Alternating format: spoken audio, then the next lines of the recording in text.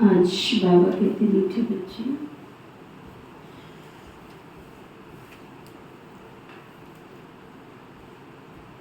काम काज करते हुए भी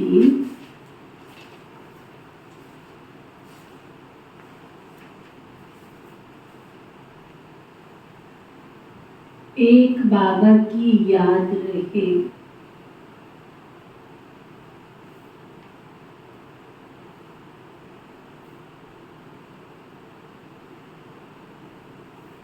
चलते फिरते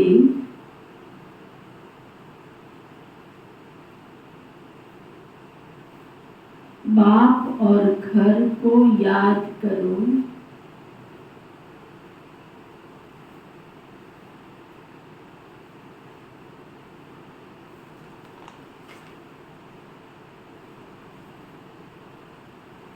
यही तुम्हारी बहादुरी है।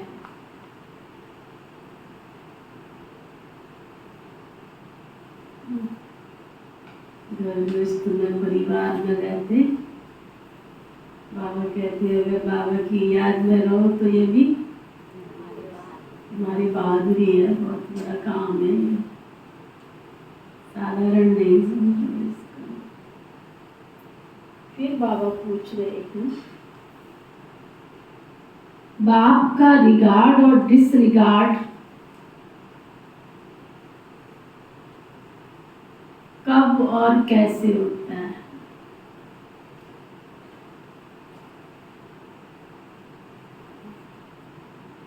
बाप का रिगार्ड और डिसरिगार्ड कब और कैसे होता है? ये भगवान का भी डिसरिगार्ड कर देते हैं। सोचो, भगवान का डिसरिगार्ड कर देते हैं तो हम और आप कौन है उनके लिए? क्या चीज है उनके लिए? और हो जाता है तो बाबा बता रहे हैं, जब तुम बच्चे बाबा को अच्छी तरह याद करते हो तब रिगार्ड देते हो।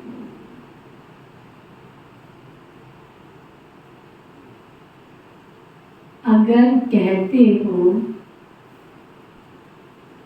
याद करने की फुर्सत नहीं है तो ये भी डिसरिगार्ड।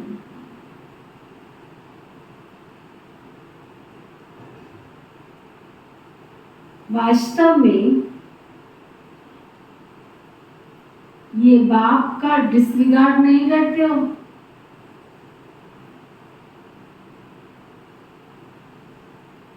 अपना ही डिसरिगार्ड करते हो।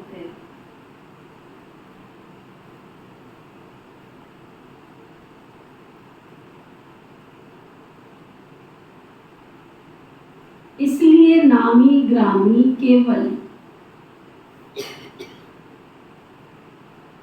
भाषण में नहीं,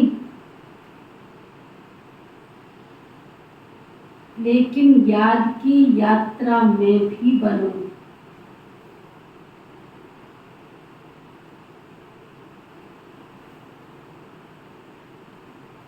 याद का चार्ट रखो,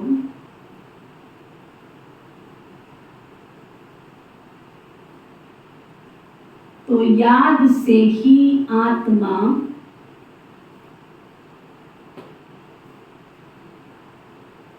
सतो प्रधान बनेगी।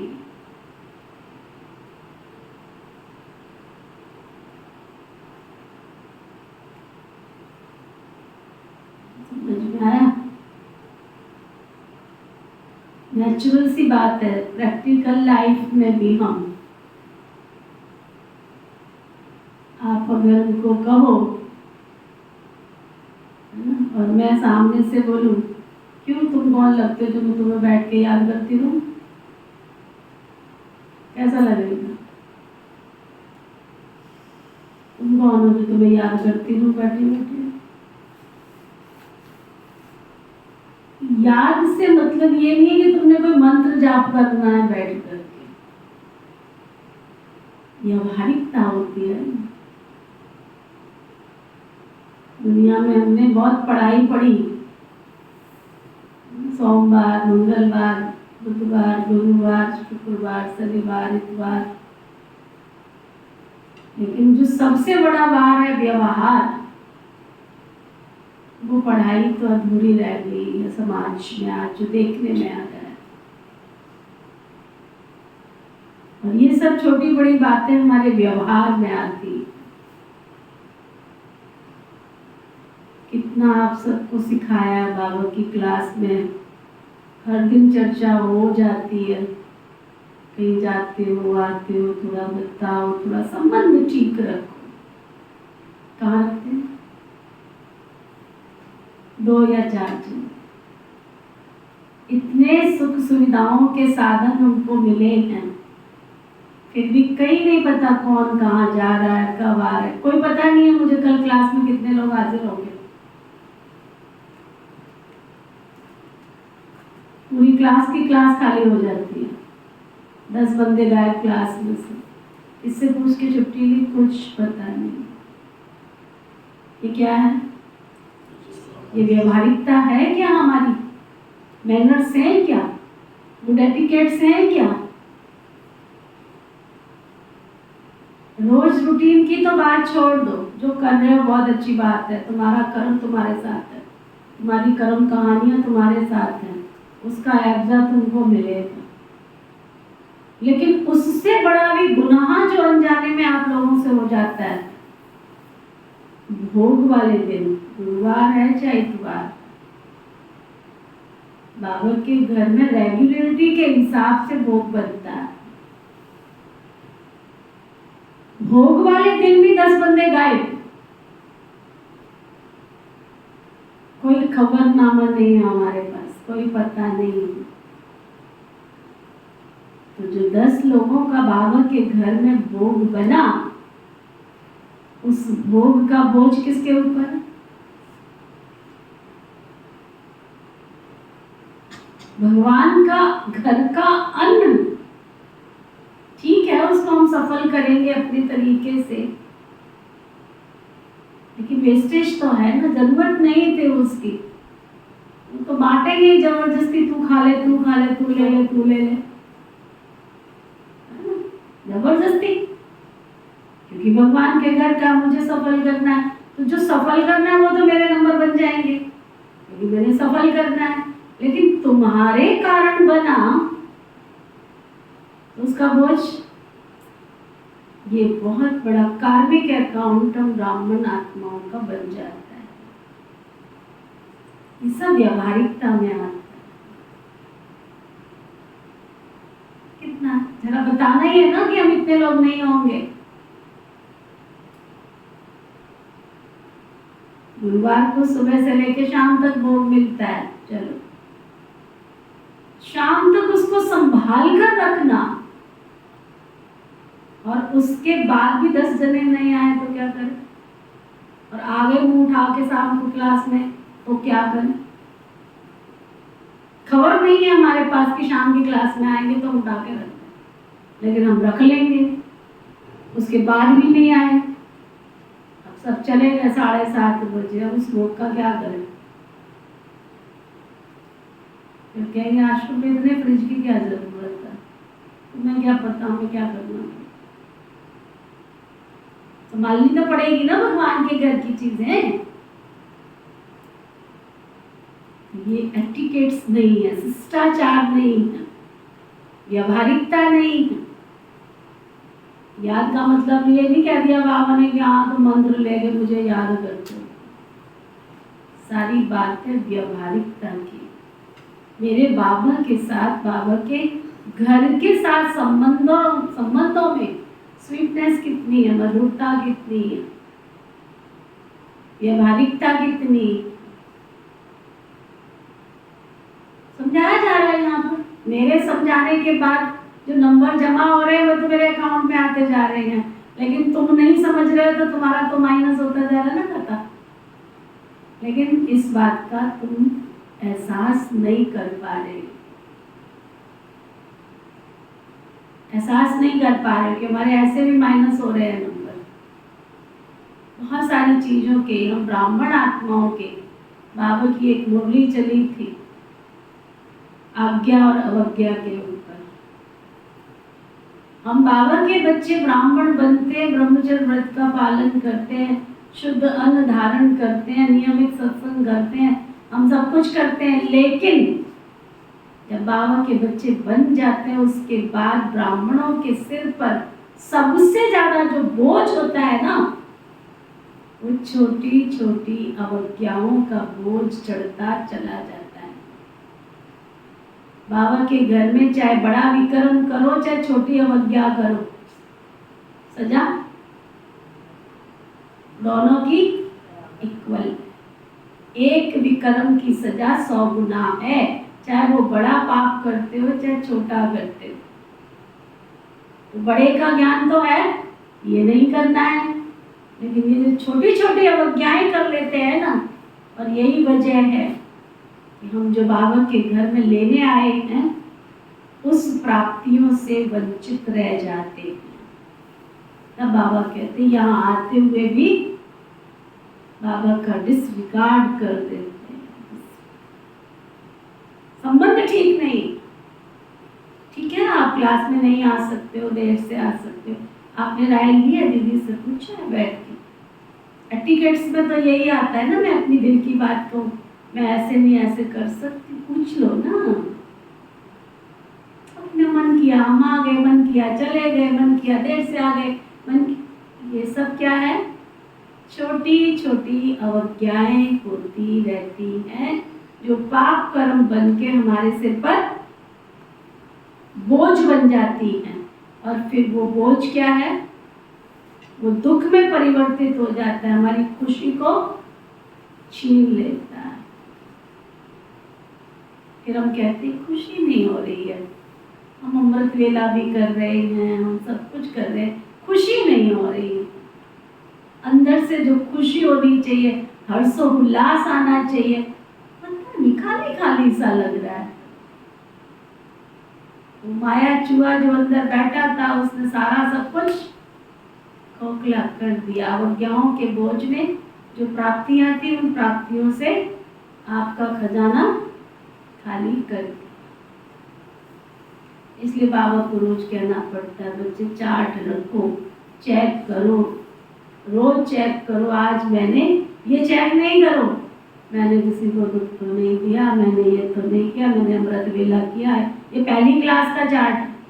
अभी तो रोज चार्ट चेक करो, आज मैंने बाबा के यज्ञ की, श्रीमत की आज्ञाओं की अवज्ञा तो नहीं की, और की तो अपने आप को नंबर दो कि इतने नंबर मेरे आज माइनस में चले गए। तो अंदर से रियलाइजेशन होगी कि मैं कर तो कमा ही रही थी, कर तो कमा ही रहा था, लेकिन ये क्या, ये तो मेरा घाटे का खाता है। ओम शांति। रूहानी बच्चों के प्रति रूहानी बाबा समझाते हैं, ये जो 84 के चक्र का ज्ञान समझाया जाता है, ये तो एक नॉलेज। तो जो हम बच्चों ने जन्म जन्मांतर पढ़ी और धारणा करते आए हैं, ये तो बिल्कुल सहज है, ये कोई नई बात नहीं। बाबा बैठ समझाते, सतयुग से लेकर कलयुग अंत तक तुमने कितने पुनर्जन्म लिए। ये ज्ञान तो सहज रीति बुद्धि में है ही, ये भी एक पढ़ाई है। रचना के आदि मध्य अंत को समझना है, सो बाप के सिवाय तुम्हें और कोई समझा न सके। बाबा कहते इस ज्ञान से भी ऊंच बात है याद की यात्रा, जिसको योग कहा जाता है। योग अक्षर मशहूर है, परंतु ये है याद की यात्रा। जैसे मनुष्य यात्रा पर जाते हैं, कहेंगे हम फलाने तीर्थ पर जाते हैं, श्रीनाथ या अमरनाथ जाते हैं, तो बुद्धि में याद रहता है ना। उन यात्राओं से तो फिर लौट आते हैं। ये वो यात्रा है जो मुक्ति धाम में जाकर निवास करना। भल पाठ में आना है, परंतु इस दुनिया में नहीं आना है। चले जाएंगे घर, घर से वापस आएंगे तो गंदी दुनिया में थोड़े ही आएंगे, आएंगे तो फिर सुख की दुनिया में आएंगे। इस पुरानी दुनिया से बच्चे, तुमको वैराग्य है। वैराग बाबा ने तो सर्टिफिकेट दिया, तुम्हें इस पुरानी दुनिया से वैराग्य होना चाहिए। ये तो छी रावण राज्य है ना। तो मूल बात है याद की यात्रा। कई बच्चे ये भी समझते नहीं है कि कैसे याद करना है। कोई याद करते हैं या नहीं करते हैं, ये कोई देखने की चीज तो है नहीं है। बाबा कहते अपने को आत्मा समझ बाबा को याद करना है।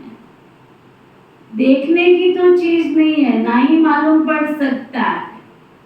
ये उस अवस्था में कहाँ तक याद की यात्रा में कायम रहते, ये तो खुद ही जाने। युक्ति तो बहुतों को बताते हैं, कल्याणकारी बाप ने समझाया है। अपने को आत्मा समझ शिव बाबा को याद कर, भल अपनी सर्विस भी करते रहो। जैसे मिसाल है, पहरे पर बच्चे हैं, चक्कर लगाते हैं, इनको याद में रहना तो बड़ा सहज है। सिवाय बाबा की याद के और कुछ भी याद नहीं आना चाहिए। इनको याद करना तो बहुत सहज है। बाबा मिसाल दे देते, समझाते हैं, उस याद की यात्रा में भी आए हैं। जैसे पादरी लोग जाते हैं, कितना साइलेंस में जाते, तो तुम बच्चों को भी बड़ा प्रेम से बाप और घर को याद करना है। ये बड़ी भारी मंजिल है। भक्त लोग भी यही पुरुषार्थ करते रहते हैं, परंतु उनको ये पता नहीं है कि हमको अपने घर वापस जाना है। बाबा कहते उनको तो पता नहीं, तुमको पता है कि घर वापस जाना है? उनको तो पता नहीं, तुमको पता है? किस किस को पता है? पता है? पता है, पक्का पता है? दोबारा हाथ उठाओ, किस किस को पता है? फिर समझ सामान समेट लिया है? तो फिर क्या पता है फिर माउंट आबू जाना हो, सुबह की ट्रेन हो, कितने दिन पहले बैग तैयार होता है? चलिए कितने दिन पहले? 2 दिन पहले तैयार हो जाता है कि सुबह तो जब तक ट्रेन में चढ़ना होता तब तक पहले हो जाता है ना। तो उसमें तो ये पता होता है कि कल हमारी सुबह की ट्रेन है, हमें चढ़ना है, तो हम हफ्ते पहले सारी सेटिंग करते रहते, 2 दिन पहले बैगेज तैयार करके कोने में उठा के रख देते हैं। लेकिन यहाँ तो पता ही नहीं है कि हमने जाना कब है ना। वहां तो पता है हमको जाना है, यहाँ तो हमें पता ही नहीं है कि जाना कब है। शोभारानी का तैयार बैगेज। मैं आज सैर करते हुए सोच रही थी, बाबा कितना हमें समझाते हैं, कितना प्यार करते हैं, कितनी शिक्षाएं देते हैं, है ना। चलते चलते अगर आत्मा ने शरीर छोड़ दिया, क्या हमारी ऐसी तैयारी है तैयारी? भविष्य दिखाई देता है, मैं कौन से घर में जन्म लूंगी? दिखाई देता है मैं कौन से घर में जन्म लूंगी? और जो चिंतन चल रहा था कि आत्मा जब शरीर छोड़ती है तो दूसरे घर में जाने से पहले भगवान डिसाइड नहीं करता है कि तुमको कौन से घर में जाना है। उस समय वो उस प्रकाश का, उस बिंदु का साक्षात्कार करता है। उसमें इतनी अट्रैक्शन होती है, उस परमात्मा की शक्ति में इतनी अट्रैक्शन होती है कि वो आत्मा भाव विभोर हो जाती है उसमें। फिर उसके सामने सारे जीवन का चक्र आता है कि तूने ये किया था। फिर उसके सामने घर, परिवार, बार, संसार सब कुछ आता है। और उस समय उसके सामने वो खुद आत्मा डिसाइड करती है कि मेरे कर्मों के अनुसार तो मुझे इस घर में जाना है। और उस समय उसे रियलाइजेशन होती है कि अगर मैंने ये कर लिया होता तो मुझे ये वाला घर मिलता। लेकिन उस समय चिड़िया चूक गई कि फिर पछताए क्या?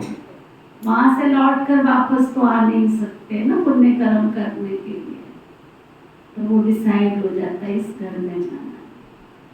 आत्मा खुद डिसाइड करती है कि तेरे कर्म ऐसे हैं तो अब तो तेरे पास और कोई चारा नहीं है, तुझे इसी घर में जाना। फिर क्या करूं? उस समय वो सोचती है मेरे धन दौलत, मकान, जमीन, जायदाद सब कुछ था, मेरा हेल्थ भी अच्छा था, मेरी वेल्थ भी अच्छी थी, मेरे पास सब कुछ था, मैं सेवा कर सकती थी, कर सकता था। लेकिन वो चिट्ठा पूरा जरूर सामने आता है जन्म लेने से पहले। उस समय हम कुछ कर नहीं सकते। बाबा जिसको कहता है थर्ड आई, रियलाइजेशन की आंख। आत्मा के शरीर छोड़ने के बाद वो पूरी सशक्त हो जाती है, शक्तिशाली हो जाती है। दूर दूर तक उस आंख में सब कुछ दिखाई देने लग जाता है। बचपन से लेकर के जब तक हम जीवन जिया, एक जन्म के लिए अनेक जन्मों की कहानी सामने आ जाती है। अनेक जन्मों के रिश्तेदार, नातेदार, संबंधी सब सामने आ जाते हैं। इसके साथ ये किया, उस हिसाब से फिर परिवार सिलेक्ट होता है कि अब मुझे इस परिवार में जाना पड़ेगा। इसलिए आप देखो कई बच्चे रोते रहते हैं पैदा होने के बाद, है ना। कितना भी माँ उनकी चुप करे, रोते रहते। और कई बच्चे एकदम शांत चित्त होते हैं और कई बड़े बड़े हंसते रहते हैं, क्योंकि जो पास्ट में करके आया उसको रियलाइजेशन होती है, उसको अंदर में महसूस होता है इतना सब कुछ होते हुए भी मैं कुछ कर ही नहीं सका, तो रोता ही रहता। जो करके आता है वो सेटिस्फेक्शन होती है उसकी। ये बहुत गहरी। तब कृष्ण अर्जुन को समझाते हैं, हे अर्जुन, तू तेरे कर्मों को नहीं जानता है, मैं तुझे आकर के कर्म अकर्म विकर्म सुकर्म पाप कर्म की गति समझाता। मीठी माताएं, भगवान के बने हैं भाई, थोड़ा सा अपने कर्मों को अटेंशन दे के, अपने आप को देख के, किसी को मत देखो। कोई ना तो पत्नी को देखे, ना पति को देखे, ना घर को देखे, ना बाहर को देखे, ना संसार को देखे। अपने आप को देखे और अपने भविष्य को देखो कि मेरा इस समय अगर इस तन से आत्मा रूपी पंछी उड़ गया तो मेरा ये बसेरा तो खत्म है। अगले बसेरे के लिए मैंने क्या तैयारी की है? क्या मैंने तन से इतनी अच्छी सेवा की है जो मुझे स्वस्थ तन मिलेगा? क्या मैंने मन से इतनी शक्तियों को जमा किया है कि मेरी आत्मा सेटिस्फेक्शन के साथ, संतुष्टि के साथ जन्म लेगी और मैं बिल्कुल शक्तियों से भरपूर पैदा होगी? क्या मैंने धन से इतना सफल किया है कि जाते ही मुझे वहाँ कमाना नहीं पड़ेगा? मेरी परवरिश इतनी अच्छी होगी कि मेरे पैदा होते ही चारों तरफ से इतना माला माल इकट्ठा होगा जो मेरे माता पिता को भी सोचना नहीं पड़ेगा कि इसके लिए कहाँ से लाऊं, कैसे करूं, क्या करूं। क्या मैंने इतनी तैयारी की? अपना सोचो कि मेरा जन्म तो होगा ना। आत्मा अजर अमर अविनाशी का मतलब ये नहीं है कि वो जन्म नहीं लेगी।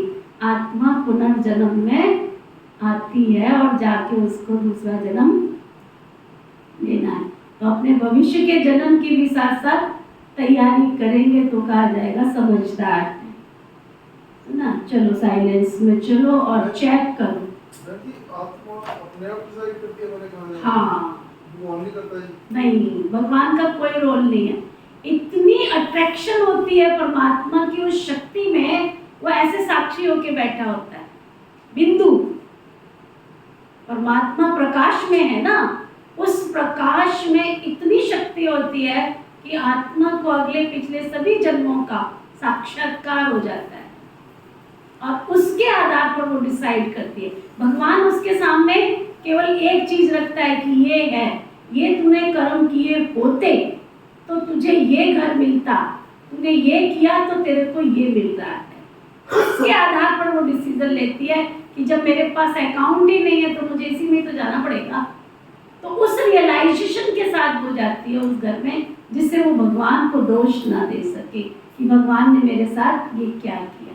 बहुत साक्षी होता है इसमें। हाँ, बहुत साक्षी। इसलिए बाबा ने हमें ये समझाया है और गीता में तो कृष्ण ने अर्जुन को बार बार कहा ना, तू अपने कर्मों को नहीं जानता, मैं तुझे बताता हूँ ना।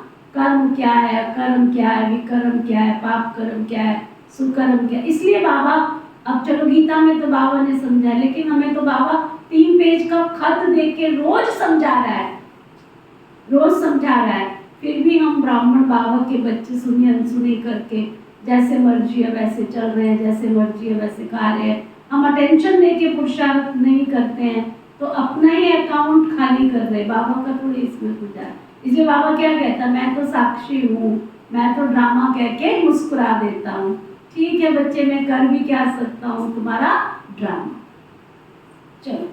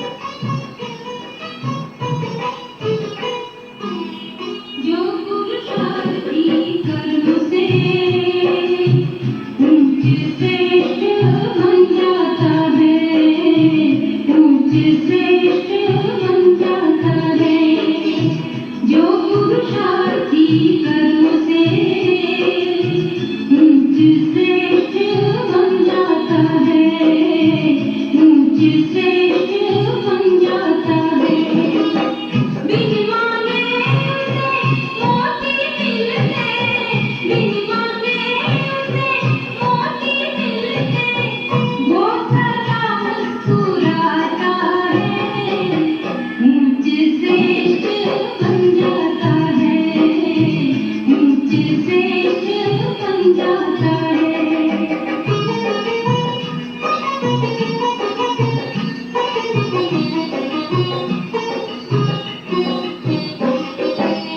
दुआएं बनकर जग की सेवा, हार जलेगा बन जाए। उनकी तपस्या ताज बनकर जग में शान और आन बढ़ाए।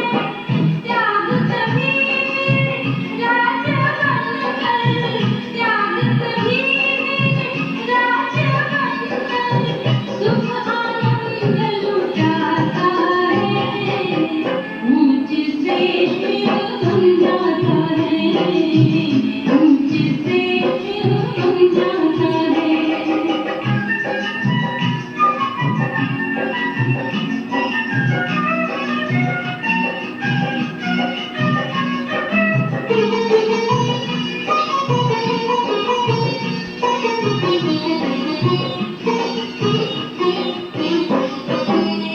गुण का दान ही भाग्य बनकर हर संपत्ति ले आता है।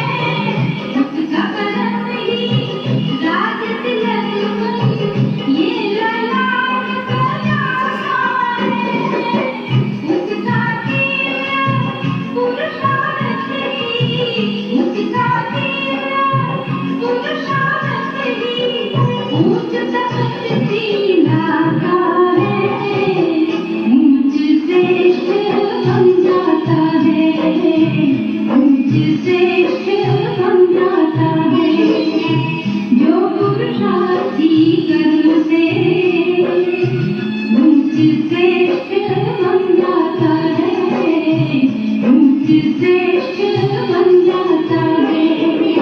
बिन मांगे उसे मोती मिलते, बिन मांगे उसे मोती मिलते, वो सदा मुस्कुराता है। ऊंच श्रेष्ठ बन जाता है, ऊंच श्रेष्ठ बन जाता है।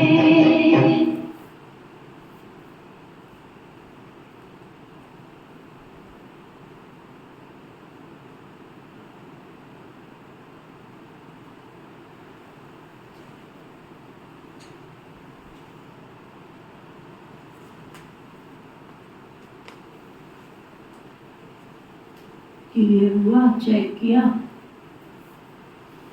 ताज और तक, परिवार, संसार किया क्या है मैंने अच्छे घर में पैदा होने के लिए? मेरी परवरिश अच्छी हो, मुझे घर अच्छा मिले, उसके लिए मैंने किया क्या है? चेक करो। जो किया है उसके आधार पर ही भविष्य निर्धारित हो जाए। जो करके आए थे उसके आधार पर ये घर मिला है, परिवार मिला है, लेकिन भविष्य के लिए क्या कर रही हूँ? क्योंकि इस धरा पे तो इस धरा रह जाएगा, सबको छोड़ के जाऊंगी, लेके तो नहीं जाऊंगी। और उसके लिए पहले से पहले मैं जमा कर लूं। हमारे बैंक में वो यही रह जाएगा। सबसे पहले तन से शुरू करो। जो तन बाबा ने दिया इतना अच्छा हड्डी, इससे मैं कोई हड्डी सेवा यज्ञ की करती हूँ? जब करती नहीं हो तो तन स्वस्थ क्यों मिलेगा? जाते रोगी पैदा हो जाओगे। मन से जब मैं कर ही नहीं रहा हूँ तो खुशी वाले परिवार में क्यों पैदा होंगे?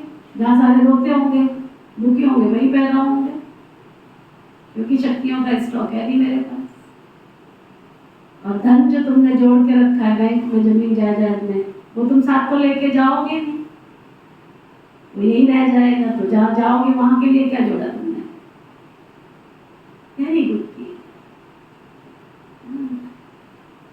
कह रहे थे, कहते किसी ने मैसेज डाला, कहते भगवान की कितनी बड़ी फिलॉसफी है, कितना बड़ा सिस्टम है उसका। इंसान जब पैदा होता है जोड़ जोड़ जोड़ जोड़ जोड़ कहाँ क्या क्या करता है, जबकि पता है भगवान ने ऐसी व्यवस्था करके भेजी। आए थे खाली हाथ, कफन में कोई जेब नहीं रखी है कि कोई भर के ले जाए। सारी उम्र जोड़ता है, फिर भी वो लेके वापस जा नहीं सकता। उसने कहीं चोर, कहीं तो कोई ताले नहीं लगा रखे हैं, कहीं कुछ नहीं कर रखा है ना, और कोई ऐसी व्यवस्था, एक पेनी तो कोई लेके जाके दिखावे। हाँ, ले जाने की विधि बताई है उसने कि तुम तन से सेवा करो, हड्डी सेवा करो, सुख दो सबको, मन से सेवा करो, धन से जो है उसको लगा लो समाज सेवा के अंदर। तुम्हें जोड़ने के लिए नहीं दिया। प्रकृति दिन रात दे रही है हमको, नदी न पीती अपना जल, वृक्ष नहीं खाते अपना फल, तो दे रहे हैं, तुम क्यों जोड़ने में लग गए हो? है ना? समझो इसको, बुद्धि को समझो। बाबा कहते हैं तुम बच्चों को भी बड़ा प्रेम से बाबा को और घर को याद करना है, ये बड़ी भारी मंजिल है। भक्त लोग भी यही पुरुषार्थ करते रहते, परंतु उनको ये पता नहीं है कि हमको वापस जाना है। वह तो समझते कलयुग पूरा होगा तब जाएंगे, उनको भी ऐसे सिखाने वाला तो कोई है नहीं है ना। तुम बच्चों को तो एक एक बात समझाई जाती, सिखलाई जाती है। जैसे पैरा देते हो तो एकांत में जितना हो बाबा को याद करेंगे उतना अच्छा है, याद से तुम्हारे पाप कटते जाएंगे। बाबा के घर में कईयों को हम सेवा में छोड़ के जाते हैं, चाहे तो कितना भाग्य बना सकते हैं, बाबा को याद कर सकते हैं। बाबा के घर की इतनी सारी सेवा, टाइलें साफ कर लो, कोई काम नहीं मिल रहा तुमको, ऊपर से लेके नीचे तक झाड़ू लगा लो, चमका दो बाबा के घर को। इस घर को जितना चमकाओगे तुम्हारी आत्मा को भी बाबा उतना चमका देगा।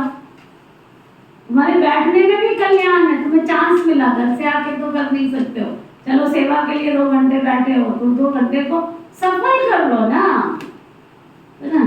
याद से पाप करते, जन्म जन्मांतर सिर पर पापों का बोझ बहुत। जो पहले सतो प्रधान बनते हैं राम राज्य में पहले हो जाते हैं, तो उनको ही सबसे जास्ती याद की यात्रा में रहना है।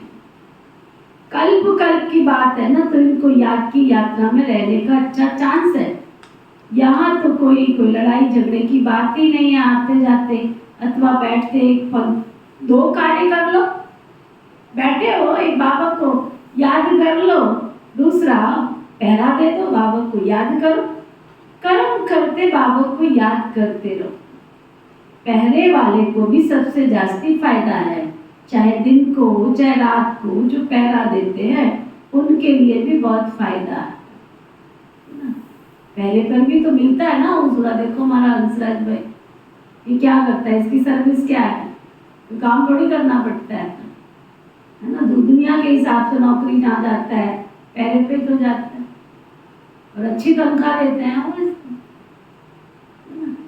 बाबा के घर में जो आप घंटा 2 घंटा 24 घंटा जो भी आपकी सेवाओं की ड्यूटी लगती है, बैठते हो यहाँ आके, तो उसमें कम, लेकिन जबरदस्ती आपको बिठाया जा रहा है, तो आपके कोई नंबर जमा नहीं है, ये भी याद रखना। अब तेरे को बैठना ही पड़ेगा, हमारे पास कोई चारा नहीं है, तुमने तो मना कर दिया ना, लेकिन फिर भी फोर्स से बुलाया है, बैठना ही पड़ेगा ना, तुम्हारे नंबर खत्म, उसी घड़ी खत्म। दिल से अगर कोई कार्य नहीं करते हो तो कोई नंबर जमा नहीं होते, ये याद रखना। बाबा कहते अगर ये याद रहने की आदत पड़ जाए तो बाबा ने तो ये सर्विस बहुत अच्छी दी है। पहरा और याद की यात्रा, ये भी चांस मिलता है बाबा की याद में रहने का।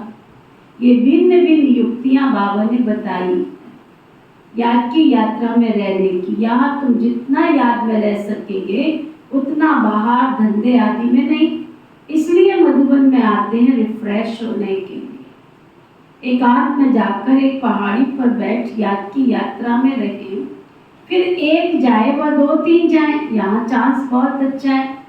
यही मुख्य है बाबा की याद, है ना। अब रास्ते में घर से निकल कर आते हो, क्या जरूरत है बातें करने की, लेकिन इतना बोलते हैं जो पड़ोसी को जो घर के अंदर रहते हैं उनको भी आवाज पहुंचती है। बाबा की याद में आओ, कोई लगे उनको, एक पर 2 काम होते हैं। बाबा की याद में आओगे तो लोगों को फरिश्ते नजर आओगे, चूचू चूचू करते हुए आओगे तो कहेंगे ये देखो कैसे बोलते हुए जा रहे, आपकी बातों को भी सुनेंगे। तो बाबा कहते हैं चांस बहुत अच्छा है, यही मुख्य है बाबा की याद। भारत का प्राचीन योग मशहूर भी बहुत है। अभी तुम समझते हो इस याद की यात्रा से पाप करते हम सत्व प्रधान बन जाएंगे। इसमें पुरुषार्थ तो बहुत अच्छा करना है। बहादुरी तो इसमें ये जो काम करते हैं बाबा को याद करके दिखलाओ ना। कोई भी काम करो बाबा की याद में करके दिखाओ ना। कर्म तो करना ही है क्योंकि तुम वो प्रवृत्ति मार्ग वाले गृहस्थ व्यवहार में रहते धंधा आदि करते बुद्धि में बाबा की याद रहे। इसमें तुम्हारी बहुत बहुत कमाई है। भले अभी कई बच्चों की बुद्धि में आता नहीं है, जितनी कमाई करना चाहे कर सकते हैं, आता नहीं है, परंतु बाबा कहते चार्ट रखो। थोड़ा बहुत कोई लिखते हैं बाबा युक्तियां तो बहुत बतलाते हैं। बच्चे चाहते हैं बाबा के पास जाएं, यहाँ बहुत कमाई कर सकते हो। एकांत बहुत अच्छी है। बाबा के सम्मुख बैठ बाबा समझाते मुझे याद करो तो तुम्हारे पाप कट जाएंगे। कहते हैं बाबा उनको पवित्र रहने नहीं देते हैं क्योंकि जन्म जन्मांतर के बच्चे तुम्हारे सिर पर पाप बहुत है। विकार के लिए कितना झगड़ते हैं, बिगड़ पड़ते हैं। कहते हैं बाबा उनको पवित्र रहने नहीं देते। बाबा कहते हैं बच्चे तुम याद की यात्रा में रह। जन्म जन्मांतर के जो पाप सिर पर है ना उनका बोझा उतारने की सोचो। ये कितने बोझे हैं तुम्हारे सिर पर, उसको उतारो। घर बैठे शिव बाबा को याद करते रहो। यहाँ तो कहाँ भी बैठ सकते हो, कहाँ भी रहते ये प्रैक्टिस करनी है। जो भी आए उनको पैगाम देते रहो। बाबा कहते हैं अपने को आत्मा समझ बाबा को याद करो। इनको ही योग बल कहा जाता है। बल माना ताकत शक्ति। बाप को सर्वशक्तिमान कहते हैं ना, तो वह शक्ति बाप से कैसे मिलेगी। बाबा खुद कहते हैं मुझे याद कर। तुम नीचे उतरते उतरते तमो प्रधान बन गए हो तो वह शक्ति बिल्कुल खत्म हो गई है। पाई की भी नहीं रही है नीचे उतरने से। सुना बाबा कहते वो शक्ति पाई की भी नहीं रही। तुम्हारे में भी कोई है जो अच्छी रीति समझाते हैं और बाबा को याद करते हैं। बच्चे अपने से पूछना चाहिए हमारा चार्ट कैसा रहता है। बाप तो सब बच्चों को कहते हैं याद की यात्रा मुख्य है। याद से ही बच्चे तुम्हारे पाप कटते हैं। भले कोई सावधान करने वाला नहीं भी हो तो भी तुम बाबा को याद तो कर सकते हो ना। बाबा कहते घड़ी घड़ी थोड़ी कोई तुमको कहे हाँ तुम ऐसा कर, समझा दिया ना। उस समझ को जीवन में उतार के पुण्य का अकाउंट खोलो। बाबा कहते भले कहीं पर भी रहो, भले विलायत में अकेले रहो तो भी याद कर सकते हो। समझो कोई शादी किया हुआ है स्त्री और कोई जगह है तो उनको भी लिख सकते हो। तुम एक बात सिर्फ याद करो, बाबा को याद करो तो जन्म जन्मांतर के पाप भस्म हो जाएंगे। विनाश सामने खड़ा है। तुमसे नहीं पुरुषार्थ हो रहा तो विनाश को देख लो। दुनिया के हालात देख लो, दुनिया कहाँ जा रही है ना। बाबा कहते बाप युक्तियां तो बहुत अच्छी समझाते रहते हैं, फिर भी क्या क्या क्या बाबा तो युक्तियां बहुत बतलाते रहते हैं फिर भी। हाँ जी पवन भाई, फिर भी हाँ कपिल भाई, बाबा युक्तियां तो बहुत अच्छी अच्छी बजाते रहते हैं फिर भी कोई करे ना करे मर्जी तुम्हारी। बाबा क्या कर सकते हैं। हो गया ना न्यारा, हो गया ना साक्षी। भगवान है ना साक्षी हो जाता है। कहते नहीं करो तो तुम्हारी मर्जी। कौन सा मैंने स्वर्ग में आना है तो कौन सा तुम्हारे साथ नर्क में रहना है तो कौन सा तुम्हारे साथ मैंने रोजी रोटी खानी है क्या है? मुझे कौन सी चिंता है। तुम जो करोगे उसके आधार पर तुमको सुख दुख भोगना है तो वो तो निश्चिंत हो जाता है। करो ना करो उनकी मर्जी। बच्चे भी समझते होंगे बाबा राय तो बहुत अच्छी देते हैं। हमारा काम है मित्र संबंधी आदि जो भी मिले उनको सबको बाबा का पैगाम देना। दोस्त हो या कोई भी हो, सर्विस का बच्चे तुम्हें शौक होना चाहिए। तुम्हारे पास जो चित्र है बैज भी है, ये बड़ी अच्छी चीज है। बैज किसको भी लक्ष्मी नारायण बना सकता है। त्रिमूर्ति के चित्र पर अच्छी तरह समझाना है। इनके ऊपर शिव है, वो लोग त्रिमूर्ति बनाते हैं, ऊपर में शिव दिखाते नहीं है। शिव को न जानने के कारण भारत का बेड़ा डूबा हुआ है। अब शिव बाबा द्वारा भारत का बेड़ा पार होता है, पुकारते हैं पतित पावन आकर हम पतितों को पावन बनाओ। फिर भी सर्वव्यापी कह देते हैं, कितनी पाई पैसे की भूल कर देते, भगवान की कितनी निंदा कर देते। बाबा बैठ समझाते, तुमको ऐसे ऐसे भाषण करना है, बाप भी डायरेक्शन देते रहते हैं, ऐसे म्यूजियम खोलो, सर्विस करो, तुम्हारे पास बहुत आएंगे। सर्कस भी बड़े बड़े शहरों में खोलते हैं ना, कितना उन्हों के पास सामान रहता है, गांव गांव से देखने के लिए लोग आते हैं। इसलिए बाबा कहते तुम भी ऐसा खूबसूरत म्यूजियम बनाओ जो देख करके खुश हो जाए। क्या सुना? क्या करोगे इतने पैसे? भी जमीन जायदाद लेकर डाली, इसका क्या करोगे? क्या किया है तुमने? अपने लिए मकान बना रहे, अपने लिए दुकान बना रहे, अपने लिए सब कुछ कर रहे, भविष्य में अनेक आत्माओं को संदेश देने के लिए क्या कर रहे? तुम्हारी जो जमीन है जायदाद वो काम आएगी, सती में जाएगी। इतनी शाहवाद की क्लास जो है ना, मैं अगर बात करूं तो फेमस है हमारी शाहवाद की क्लास। कहते सेठों की क्लास है, कोई भी गाँव ना कहीं कहीं देखो सेठानी आ गई, तो ना आपकी दीदी को सब बोलते सेठानी आ गई, सबको पता है। लेकिन वो तो मुझे पता है ना, ये तो गुड़ जाने और गुड़ की गोतरी जाने, इतना सब कुछ है, बहुत सुंदर। ये देखो अभी तो जमीन पड़ी है सामने, पड़ोस में भी पड़ी, सामने भी पड़ी है, सुंदर। ऐसा सब मिलकर के म्यूजियम बना दो, लोग आकर के देखें। 24 तीर्थंकर बना दो, 12 शिवलिंग के अवतार बना दो, बहुत सेवा का साधन है, बना लो। क्या करोगे तुम्हारे पैसे का? क्या होगा? बाबा ने सारा दृश्य दिखवा दिया है। दीदी को कुछ नहीं चाहिए, धोखे में मत रहना, मुझे कुछ नहीं चाहिए, मेरे पास तो जो आता है वो तो मैं फटाफट सफल करने की सोचती हूँ, मुझे नहीं चाहिए कुछ भी। मेरे पास होगा तो मैं म्यूजियम भी बनवा दूंगी, मेरे पास जो कुछ होगा सफल कर दूंगी। अब तुम अपना सोचो कि हम क्या सफल कर रहे हैं, है ना? क्या कह रहा है? ऐसा म्यूजियम खोलो, सर्विस करो, बहुत आएंगे, गांव गांव से देखने के लिए लोग आते हैं। इसलिए बाबा कहते हैं तुम भी ऐसा खूबसूरत म्यूजियम बनाओ। घर तो सुंदर बना लिया, अब म्यूजियम भी तो बनाओ। कहाँ बनाओ? जगह ही नहीं, कहाँ बनाओ? पहले तो जगह लो फिर बनाओ।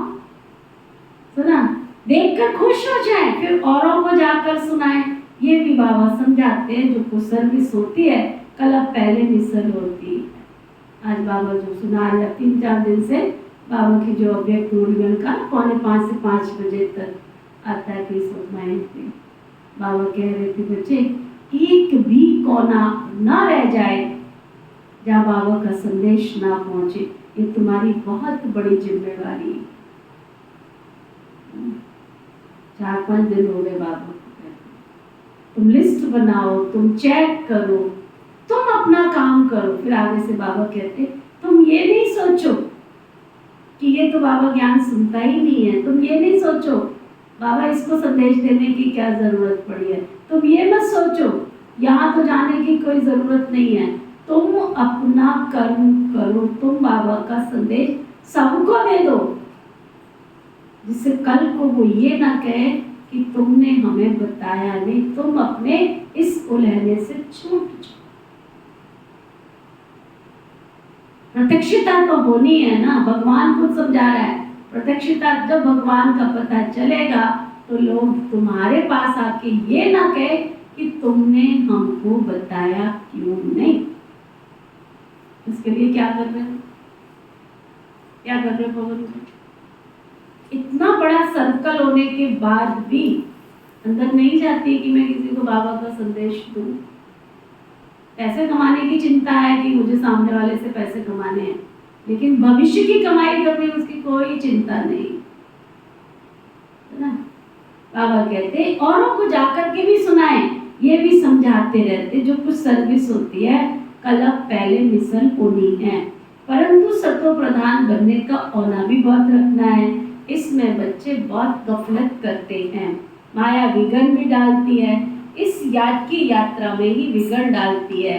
अपने दिल से पूछना है, इतना हम तुमको शौक है? अपने दिल से पूछो, इतना शौक है? मेहनत करते हैं हम इतनी कि हम सतयुग में जाएंगे और राज्य भाग्य पाएंगे? सुधीर भाई, बाबा पूछ रहे, शौक है? इतनी मेहनत करते हैं? कितनों को राखी का संदेश दिया, कितनों को बाबा के घर तक लेकर आए? पूरा शाहबाद कितने की आबादी है? कितने की आबादी है शाहबाद की? 60,000 में से कितने लेके आए बाबा के पास? आपका सर्कल कितना है? 50 का, 100 का, 200 का, 250 का, 500 का? उस सर्कल में से कितने बाबा के घर लेके आए? कितनों को हमने बाबा का संदेश दिया? सब कुछ है, मार्जिन हम सेवा कर सकते हैं ना। वो बाबा भी पक्का करा था। पूछो, अपनी दिल से पूछना है। हमको शौक है, मेहनत करते हैं। ज्ञान तो कॉमन बात है, ज्ञान तो कॉमन बात है। बाप बिगड़ 84 का चक्कर कोई समझा नहीं सकता है, बाकी याद की यात्रा मुख्य है। पिछाड़ी में कोई भी तुम्हें याद ना आए एक बाबा के सिवाय। डायरेक्शन तो बाप पूरे देते रहते हैं, मुख्य बात है बाबा को याद करने की। तुम कोई को भी समझा सकते हो, भले कोई भी हो, तुमसे बैच पर समझाओ। और कोई के पास ऐसे अर्थ से मेडल होते ही नहीं है। मिलिट्री वाले अच्छा काम करते हैं तो उनको मेडल मिलते हैं। राय साहब का मेडल सब देखेंगे, इनको वाइस राय से टाइटल मिला है, आगे वाइस राय होते थे ना। बाबा कहते अभी तो उनके पास कोई पावर ही नहीं है, अभी तो कितने झगड़े लगे रहते हैं। मनुष्य बहुत हो गए हैं तो उनके लिए जमीन चाहिए शहर में। अभी बाबा तो स्वर्ग की, सुन रहे हैं? जो सुन रहे हैं तो अभी तो बाबा स्वर्ग की स्थापना कर रहे हैं। इतने सब खलास हो, बाकी क्या थोड़े से जाकर रहेंगे ना। फिर तो ढेर जमीन होगी तुम्हारे पास।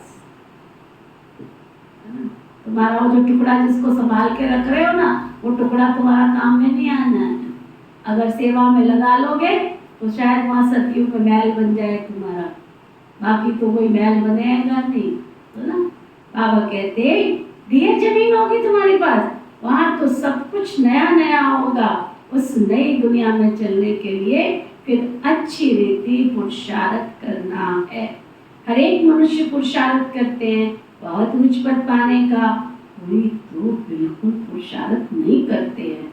तो समझते हैं ना पास हो जाएंगे, खुद भी समझते हैं कल कौन फेल हो जाएंगे, फिर पढ़ाई आदि को छोड़कर नौकरी, पढ़ाई छोड़कर नौकरी में लग जाते हैं। आजकल तो नौकरियों में भी बड़े बहुत कायदे निकलते रहते हैं, बहुत मनुष्य दुखी है। अब बाबा हमको ऐसा रास्ता बताते हैं जो 21 जन्म कोई दुख नहीं रहेगा।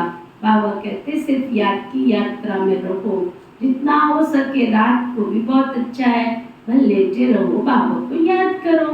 कोई भी नींद, आज कोई को नींद भी आ जाती है, बूढ़ा होगा तो जास्ती बैठ नहीं सकेगा तो जरूर सो जाएगा। लेटे हुए बाबा को याद करते रहेंगे, बड़ी खुशी में अंदर में होती रहेगी, क्योंकि ये कमाई बहुत है। ये तो समझते हैं ना, टाइम पड़ा है, परंतु ये भी याद रखना। किस किस के कान खुले हैं? कान किस किस के खुले हैं? बाबा की बात किसके अंदर जा रही है वो हाथ उठाओ। बाबा कहते ये तो समझते हैं ना विनाश, समझते हो? कौन कौन समझते हैं? सुनो ध्यान से। बाबा कहते ये तो समझते हैं कई टाइम बहुत पड़ा है, परंतु तुम्हें मौत का ठिकाना है। तुम्हारी मौत का ठिकाना है, पता है? तो क्यों समझते हो कि विनाश सामने कर? हाँ? फिर क्यों समझते हो? बाबा कहते बहुत समझाता है। बाबा कहते मौत का कोई ठिकाना नहीं है, तो बाबा समझाते मूल है याद की यात्रा। बाहर शहर में तो बहुत मुश्किल है, यहाँ आते हैं तो बाबा बड़ा चांस देते हैं। कोई फिक्रात की बात ही नहीं है, इसलिए यहाँ आकर अपना चार्ट बढ़ाते रहो। तुम्हारे कैरेक्टर्स भी इससे सुधरते जाएंगे। परंतु माया बड़ी दुस्तर है। घर में रहने वालों को इतना कदर नहीं होता है ना जितना बाहर वालों को होता है। फिर भी इस समय रिजल्ट भाई की अच्छी है। कई बच्चियां लिखती हैं शादी के लिए कोई तंग करते हैं, क्या करें। जो मजबूत सेंसिबल बच्चियां होंगी ना वो कभी ऐसे लिखेंगी नहीं। लिखती है तो बाबा समझ जाता है ऋण बकरियां हैं, ये तो अपने हाथ में है जीवन को बचाना। इस दुनिया में तो अनेक प्रकार के दुख हैं। अब बाबा तो सहज करके सब बताते हैं। तुम बच्चे महान भाग्यशाली हो जो आप करके साहिबजादे बने हो। बाबा कितना ऊंच बनाते हैं फिर भी तुम बाबा को गाली देते हो, सो भी कच्ची गाली। इतने तमो प्रधान बन गए हो जो बात मत पूछो। इससे जास्ती और क्या सहन करेंगे बोलो। कहते हैं ना जास्ती तंग करेंगे तो खत्म कर देंगे। तो ये बाबा बैठ बच्चों को समझाते हैं। शास्त्रों में तो बहुत कहानियां लिखी है। बाबा युक्ति से एक एक बात बच्चों को बैठकर समझाते हैं। कर्म करते हुए याद करो, इसमें बहुत फायदा है। सवेरे सवेरे आकर याद में बैठो, बहुत मजा आएगा। परंतु क्या मजा नहीं आया 4 दिन आकर योग करने में? मजा नहीं आता सवेरे आके? आता है? किस किस को मजा आता है योग में? तभी योग में आती है सबसे पहले, तभी आती है योग में पहले। बाबा कहते हैं अगर योग में मजा आवे, शौक होवे तो सबसे पहले आकर योग में बैठो, समझा? अगर योग में मजा, सवेरे सवेरे आकर बैठो बाबा की याद में, बड़ा मजा आएगा। तुम आओ या ना आओ, लाइट तो 5:30 बजे चालू हो जाती है कि नहीं? पंखा चालू हो जाता है कि नहीं? अब इस पंखे के नीचे 1 बैठो, 10 बैठो, 50 बैठो, बिजली तो खर्च होना शुरू हो गई ना। लाइट का खर्चा तो शुरू हो गया ना। उसमें जितना तुम्हें सफल करना है कर लो, नहीं करना तुम्हारी मर्जी। टेप तो चल रहा है ना, बाबा तो सबको कमेंट्री करा रहे हैं ना, योग करा रहे हैं ना, तुम करो ना करो। समय की बहती हुई नदी में तुमने लाभ लेना है तो ले लो, नहीं लेना है तो नदी रुकी तो नहीं रहेगी ना हमारे लिए, है ना? बाबा कहते सवेरे सवेरे आकर बैठो, बड़ा मजा आएगा, परंतु इतना शौक नहीं है। टीचर स्टूडेंट की चलन से समझ जाते ये जरूर फेल हो जाएंगे। बाबा भी समझते ये फेल हो जाएंगे, बाबा भी समझते ये फेल हो जाएंगे, और वो भी कल्पांतर के लिए फेल हो जाएंगे। कल भाषण में बहुत होशियार है, प्रदर्शनी भी समझा लेते, परंतु याद है नहीं, इसलिए फेल हो पड़ते हैं। ये भी जैसे बाबा का डिसरिगार्ड करते हैं। अगर क्लास में समय पर नहीं आते हैं, बाबा को याद नहीं करते हैं, तो ये भी क्या करते हैं? बाबा का डिसरिगार्ड करते हैं। छोटा नहीं है, सब पहुंचता है उसके पास। ऐसा कोई कह ना सके। बाबा कहते अपना ही करते हैं। शिव बाबा का डिसरिगार्ड तो होता ही नहीं। कहने में आता है, देखने में आता है, परंतु घाटा किसका हो रहा है? शिव बाबा का या तुम्हारा? तो अपना ही करते हैं। ऐसे कोई कह ना सके हमको फुर्सत ही नहीं है याद करने की, बाबा मानेंगे ही नहीं। तुम कहो ना हमको आने की फुर्सत नहीं है, याद करने की फुर्सत नहीं है, क्लास में समय पर आने की फुर्सत नहीं है, बाबा ने क्या कहा? बाबा मानेंगे ही नहीं। तुम जो मर्जी करो, स्नान करते भी बाबा को याद कर सकते हो, भोजन करते समय भी बहुत याद कर सकते हो। अरे बच्चे, इसमें बहुत बहुत कमाई है। कई बच्चे सिर्फ भाषण में नामी ग्रामी है, योग में नहीं। उनका अहंकार उनको नीचे गिरा देता है। अच्छा, मीठे मीठे सिकिलदे बच्चों प्रति माता पिता बाप दादा का याद प्यार और गुड मॉर्निंग। रूहानी बाप की रूहानी बच्चों को नमस्ते। हम सब रूहानी बच्चों की रूहानी बाप दादा को दिल व जान से व प्रेम से नमस्ते नमस्ते नमस्ते जी। धारणा के लिए मुंह के साथ सर्वशक्तिमान बाप से शक्ति लेने के लिए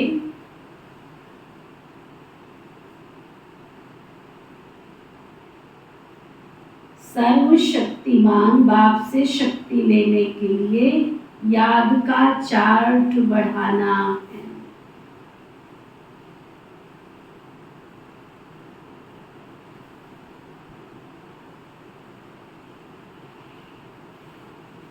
याद की भिन्न भिन्न युक्तियां रचनी हैं।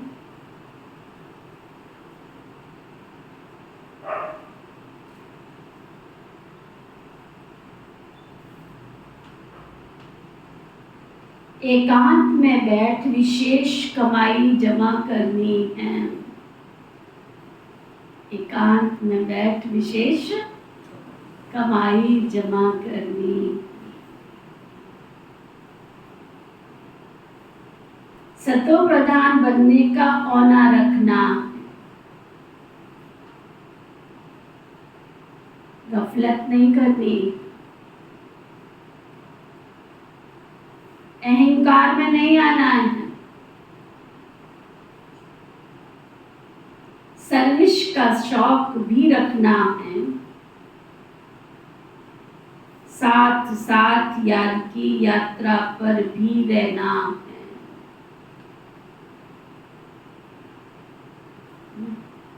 याद के लिए भी दोनों बातों के लिए बाबा ने अटेंशन दी। इसलिए याद रहे नुमा शाम का जो योग चल रहा है आजकल वो 25 तारीख की शाम को पूरा होगा। 25 तारीख तक योग चलेगा। 22 दिन 2 तारीख को शुरू किया था ना, 22 को होता था। बीच में कोई छुट्टी मेरी कोई तेरी, इसलिए 25 तक 21 वाला दिन का जो योग है 25 तारीख तक चलेगा। 25 तारीख को राधी जी का दिन मनाएंगे। फिर 26 तारीख को तो शाम को कृष्णा को बुलाएंगे। कृष्णा आएगा धूमधाम से। कृष्ण जन्माष्टमी मनाएंगे सोमवार को 26 तारीख को।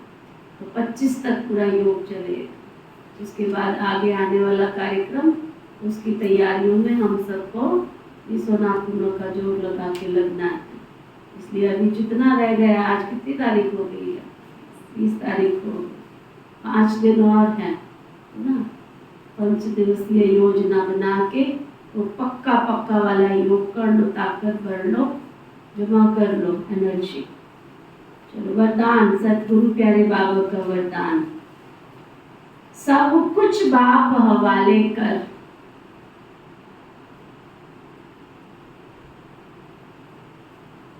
सब कुछ बाप हवाले कर, कमल पुष्प समान न्यारे प्यारे रहने वाले,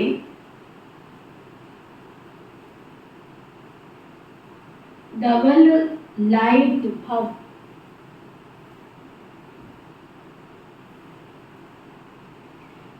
क्या वरदान दिया बाबा ने? कितना सुंदर वरदान दिया। क्या? सब कुछ बाप हवाले कर। क्यों बाप को तुम्हारे लिए चाहिए? बाबा के बाल बच्चे रो रहे हैं। हाँ, घर बनाना है बाबा को। केवल बाबा कहता अनासक्त होकर जियोगे तो तुमको, अगर पानी में बह भी रहा होगा तो तुमको कष्ट नहीं होगा। आए गया गाय गया गया, गाड़ी गई बह गई तो बहेगी तो डूबते हुए उसको कष्ट नहीं होगा, क्योंकि पहले से ही पता है।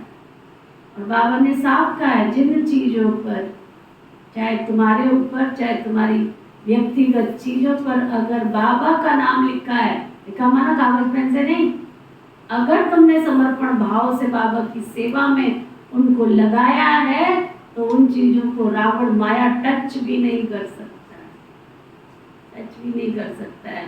बाकी तो सब धूल-छाई होकर खत्म होने वाला है। सब कुछ बाप हवाले कर, कमल पुष्प समान न्यारे प्यारे रहने वाले, डबल लाइट भव। हल्का होना क्यों कह रहा बाबा? हवाले करने क्यों कह रहा? जिससे तुम लाइट हाउस होकर के जीवन यापन कर सको। बाप का बनना अर्थात सब बोझ बाबा को दे देना। डबल लाइट का अर्थ यह सब कुछ बाप हवाले करना। ये तन भी मेरा नहीं है, तो जब तन ही नहीं तो बाकी क्या? आप सबका वायदा ही है, तन भी तेरा, मन भी तेरा और धन भी तेरा। तो जब कुछ सब कुछ तेरा है तो बोझ किस बात का। इसलिए कमल पुष्प का दृष्टांत स्मृति में रख, सदा न्यारे और प्यारे रहो तो डबल लाइट बनेंगे। स्लोगन, रूहानियत से रोग को समाप्त कर, स्वयं को शरीर की स्मृति से गलाने वाले सच्चे पांडव। सच्चे पांडव यहाँ दिखाते ना, पांडव पहाड़ों पर गल गए। अरे गल नहीं गए थे, लेकिन उनकी अवस्था ऐसी हो गई थी कि उनको संसार में रहते हुए संसार दिखाई नहीं पड़ रहा था, एकदम उपराम स्थिति। अच्छा, आज का व्यक्ति इशारा, सदा बाबा के साथ का अनुभव करते चलो। चलो, उठो, बैठो, खाओ, ऐसे महसूस करो। ये गीत है ना, फिल्मी गीत है ना, तू जहाँ जहाँ चलेगा, आती लाइन आता है। हाँ, सी लगाएगी, सिला को गाने को, जहाँ चलेगा तेरा साया साथ होगा, जहाँ चलेगा। इतना प्यारा गीत, पहले मैं बहुत सुनती थी, गाती भी थी, भूल गई वो अभी, है ना। बाबा को इतना साथ रखो परछाई की तरह कि उठूं तो बाबा, खाऊं तो बाबा, बैठूं तो बाबा, बस बाबा के सिवाय कुछ भी नहीं। सदा बाबा के साथ का अनुभव करते चलो तो विजयी रहेंगे, क्योंकि साथ की अनुभवी आत्मा मोहब्बत के लव में लीन रहती है, वह किसी के भी प्रभाव में नहीं आ सकती। सदा समर्थ बाप के संग में रहने वाली समर्थ आत्मा सदा माया को चैलेंज कर विजय प्राप्त कर लेती है। माया का आना ये कोई बड़ी बात नहीं है, लेकिन माया अपना रूप ना दिखावे तब विजयी बनेंगे। ओके, ओम शांति।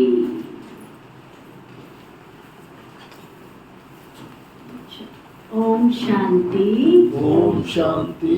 हम सबके मीठे प्यारे शिव बाबा, हम सबके मीठे प्यारे शिव बाबा, आपने हमें विशेष सर्व शक्तियों को सजाकर हमें गुणवान बनाया, हमें बहादुरी का पाठ पढ़ाया, विजयी बनने का वरदान दिया।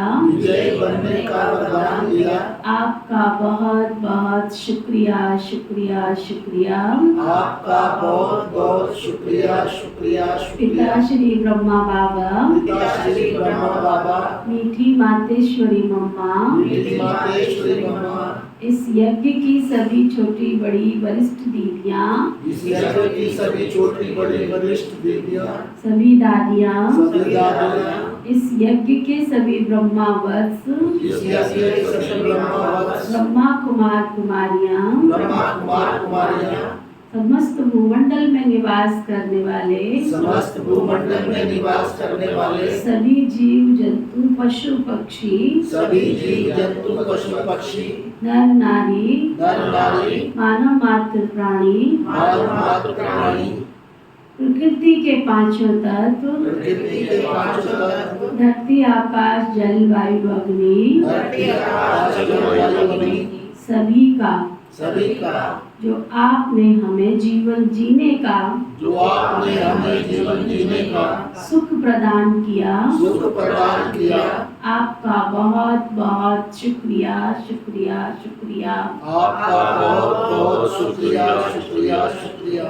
धर्म की जय हो, अधर्म का नाश हो, प्राणियों में सद्भाव हो, विश्व का कल्याण हो, ऐसी हम सबकी शुभ भावना शुभकामना है। ओम शांति। ओम शांति।